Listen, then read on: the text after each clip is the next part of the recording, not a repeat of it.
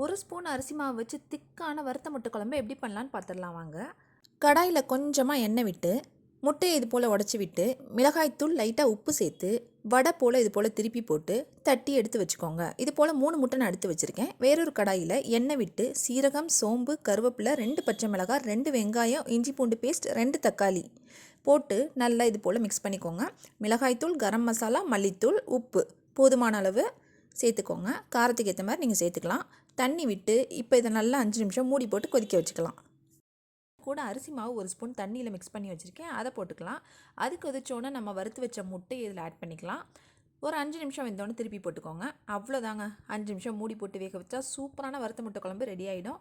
சாதத்துக்கு, தோசை, இட்லி எல்லாத்துக்குமே சூப்பராக இருக்கும். கண்டிப்பாக ட்ரை பண்ணி பாருங்கள். வீடியோ பிடிச்சிருந்தா மறக்காமல் லைக் பண்ணுங்கள், உங்கள் ஃப்ரெண்ட்ஸ்க்கும் ஷேர் பண்ணுங்கள். மறக்காமல் சப்ஸ்கிரைப் பண்ணிடுங்க. தேங்க்யூ, பாய்.